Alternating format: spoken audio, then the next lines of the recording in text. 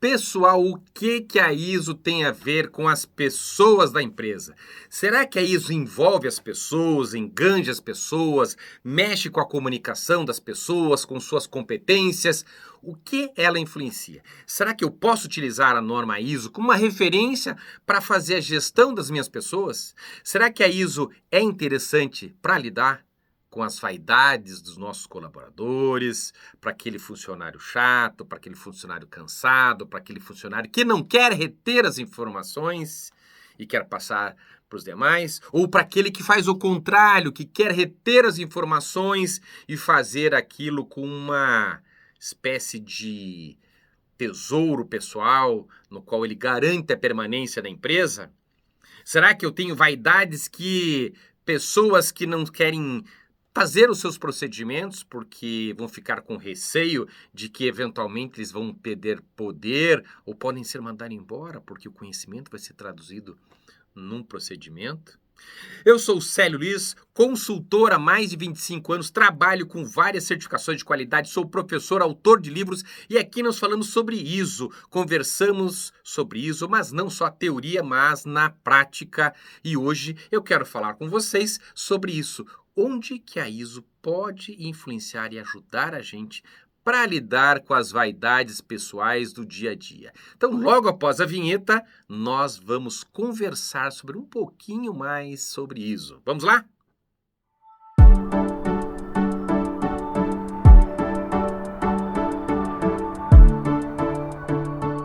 Pessoal, a ISO, ela estabelece como um padrão geral uma série de normas, uma série de requisitos.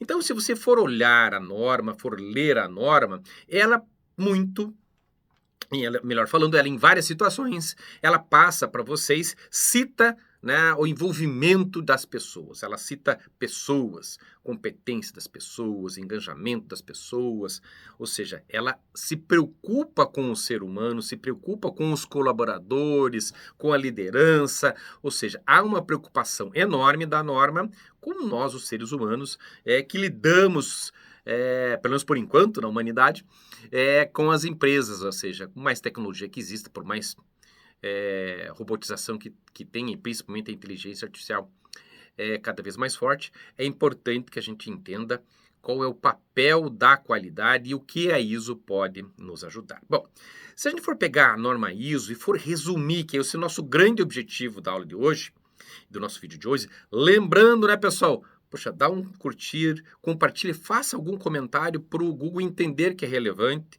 É só clicar ali, né? A gente acaba lendo, se aproveitando muitas vezes dessas oportunidades que a gente tem de quem está transmitindo. Eu mesmo me policio, né? Quando vejo um vídeo do YouTube e quero aprender alguma coisa, eu tenho por hábito, vamos lá clicar, ajudar essa pessoa que dedicou uma parte do tempo dela para transmitir conhecimento. E é aqui que a gente está fazendo. Então, por favor, coloca um clique lá, coloca o sininho se quiser seguir as nossas postagens, ou, por favor, escreva alguma coisa para o Google entender que é relevante, pessoal. É importante para a gente que está começando aí no canal e entender até onde a gente pode seguir. E também você fica à vontade de sugerir temas. Célio, poxa, eu estou interessado, eu estou com um problema na minha empresa. Sugira um tema para eu conversar. Aliar aí a nossa experiência de gestão, nossa experiência como consultor, como auditor, autor de livros, e transmitir esse conhecimento para vocês. Então, vamos lá, sem delongas, o que a ISO envolve? Se eu for resumir a ISO, a norma ISO 9001, onde ela envolve as pessoas? Principalmente no primeiro aspecto que a gente chama de muita importância e chama a atenção de vocês. Quando a gente está falando ali no engajamento e comprometimento na gestão da qualidade, ou seja, a norma determina a importância de engajar, de dirigir e de apoiar as pessoas para contribuir com a eficácia do sistema de gestão da qualidade. Então, o primeiro grande ponto é o engajamento e comprometimento da gestão de pessoas e da gestão da qualidade, ou seja, como que eu faço lá o engajamento dessas pessoas, como que eu comprometo essas pessoas com a gestão da qualidade. Primeiro ponto, ela vai dizer isso em algum momento da norma. Ela vai citar isso na norma, essas referências. Você pode ir lá verificar, na 0.2, nos princípios de gestão da qualidade, está lá engajamento das pessoas, ou seja, a norma já fala do engajamento das pessoas. Ou seja, eu tenho que envolver as pessoas, eu tenho que analisar a equipe, eu tenho que verificar o que está acontecendo, como é que eu vou dirigir essas pessoas. Ou seja, eu verifico essa situação. É o primeiro passo, como que eu estou envolvendo essas pessoas. O que mais que a norma ainda envolve dentro da gestão de pessoas? Um outro ponto importante.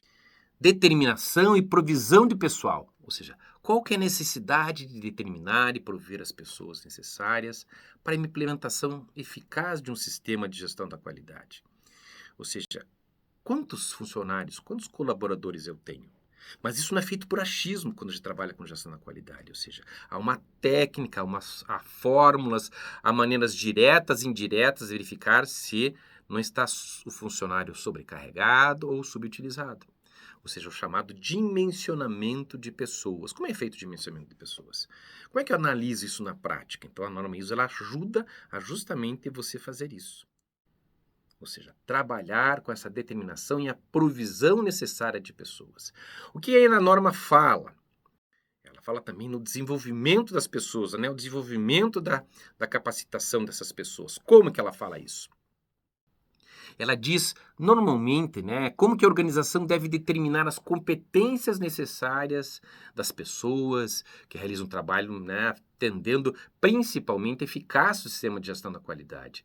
Ou seja, de que maneira que eu estou determinando essas competências. Se você for olhar lá na normas, você vai encontrar lá um 7.2 competências. Então ela está dizendo, né, que a organização ela deve prover, deve determinar as competências para exercer determinados cargos. Ou seja, antes de tudo, tem que dizer o seguinte: bom, quem vai ser a recepcionista da minha empresa? Quem é que vai ser a telefonista? Quem é que vai ser o diretor de operações? Quem vai ser o CEO? Quem vai ser o gerente? Qual a competência que eu preciso dessa pessoa? Quais são as habilidades dessas pessoas que devem ter? A gente tem que tomar cuidado ali, né, em relação à competência e habilidade. Entendeu? Eu posso ser extremamente competente, eu posso ter pós-doutorado, mas eu ser um cara estúpido, com a minha vaidade transbordando o mundo, que essa situação, que esse profissional vai trazer mais problema do que soluções. Ou eu crio uma baia para ele, né? Ou fecho ele numa jaula em algum lugar lá, que ele não incomode ninguém, que não enche o saco de ninguém, que não perturbe ninguém, mas que faça a sua produção, mas não se relacione com ninguém. Porque é difícil, né? Quando você contrata um umbigo do universo, você lidar com o umbigo do universo, fazer ele caber dentro da sua empresa. Então tem que tomar cuidado com isso. Então a norma, ela fala justamente disso, das competências, e eu acrescento mais, eu acrescento, né, as habilidades que você deve se envolver, principalmente nisso. Bom, o que mais ainda que a norma ISO envolve da sua empresa em relação à gestão das pessoas?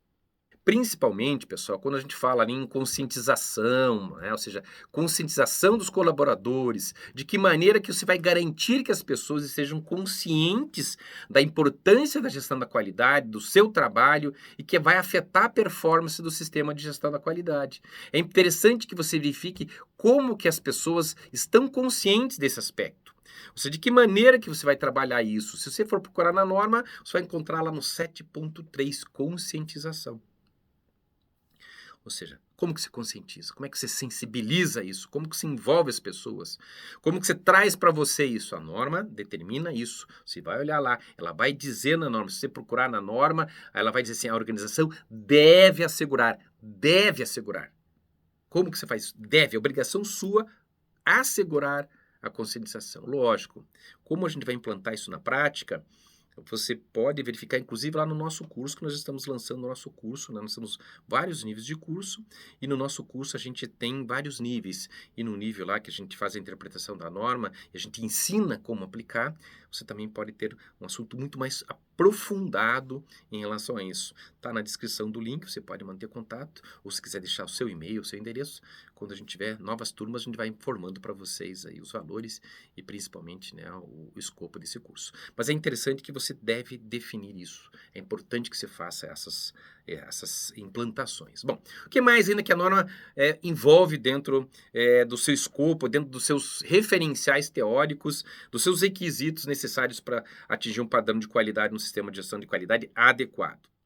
Ela fala também, pessoal, né, ou seja, de certas responsabilidades, ou seja, eu preciso ter algumas responsabilidades dentro desse processo, ou seja, como é que eu defino a rastreabilidade, a responsabilidade dessas pessoas, ou seja, eu dou autoridade, mas também dou responsabilidade.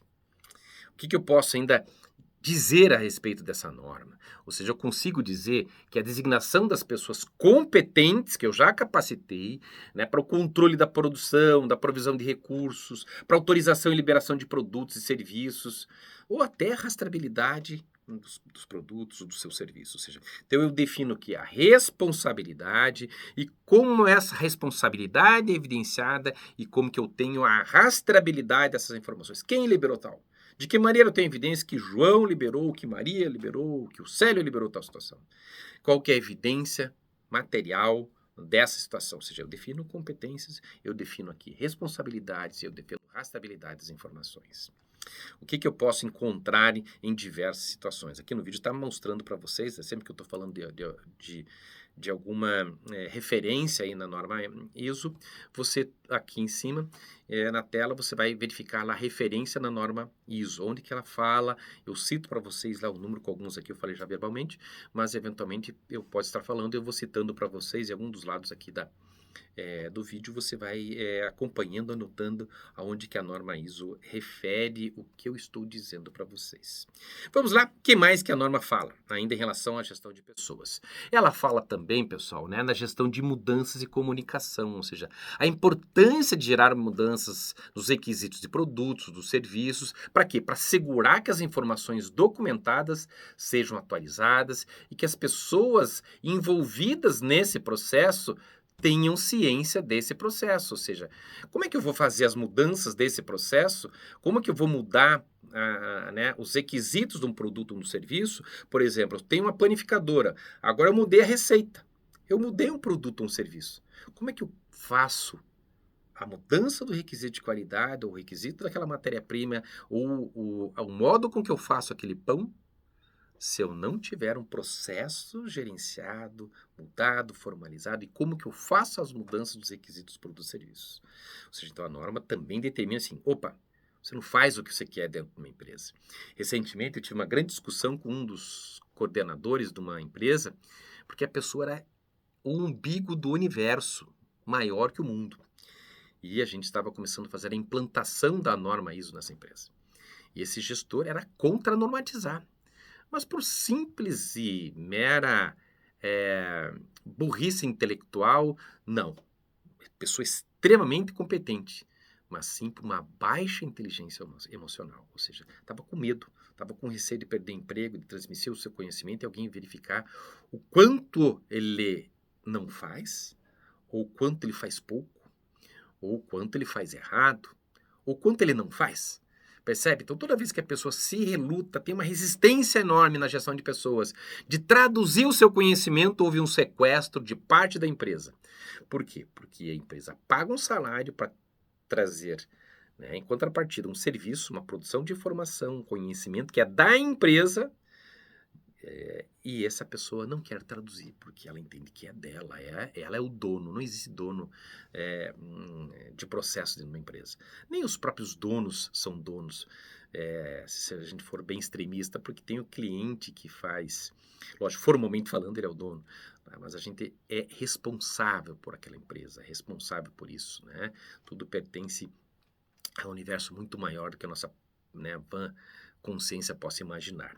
Ok, pessoal? O que mais que a gente pode falar ainda em relação à gestão de pessoas que a norma ISO prevê? A gente prevê também, dentro desse aspecto, né, a conscientização, essa mudança de comunicação, essa responsabilidade das pessoas, esse envolvimento das pessoas, principalmente por quê? Porque a norma ela prevê justamente esse desenvolvimento das pessoas. Então, quando a gente percebe a norma ISO, então ela não é só processo, ela não é só produto. Ela tem várias seções, subseções, itens dentro da norma que ela cita essas informações para vocês. Ou seja, ela normalmente eu uso o termo a organização deve, a organização deve lidar com os colaboradores, com as pessoas que trabalham dentro dessa empresa. Então aqui a gente passou um apanhado geral que a gente pode passar justamente para vocês, resumindo como, que a norma vai exigir desde a forma como que você contrata, ou seja, quais são as competências necessárias dessas pessoas e habilidades, a forma como você contrata, a maneira com que você faz, como que se faz o treinamento, lógico que eu não falei do treinamento, da evidência das capacitações que estão envolvidas com as competências. Aqui é um vídeo mais rápido, ou seja, a gente faz uma abordagem mais rápida, mais abrangente, lógico que quando eu falo lá nas competências e habilidades, a gente está falando em cronograma de treinamento, em capacitação, ou seja, em treinamento, em avaliação de eficácia de treinamento, uma série de tarefas, inúmeras tarefas, que aqui em 15, 20 minutos eu passo uma noção geral. E nos próximos vídeos aqui no YouTube eu vou trabalhando cada item, vou mostrando para vocês cada item. Lembre de curtir, lembre de comentar alguma coisa, de pedir alguma coisa específica, de contar um case, e pode ficar à vontade para a gente poder produzir essas informações. Então hoje a gente deu uma rápida pincelada. Em outros momentos dos nossos vídeos eu vou voltar a esse tema, falar sobre justamente o benefício da norma ISO para isso. Célio, eu preciso certificar? Eu posso comprar a norma, pegar esses trechos que você colocou aqui no vídeo e aplicar na minha empresa? Mas é lógico, é uma referência. Toda vez que você lê um livro, não necessariamente isso vai fazer o que aquele livro está mandando, mas ele é um grande referencial, você pode aprender muito com ele. E a norma ISO pode ser um referencial, a não ser que você queira certificar.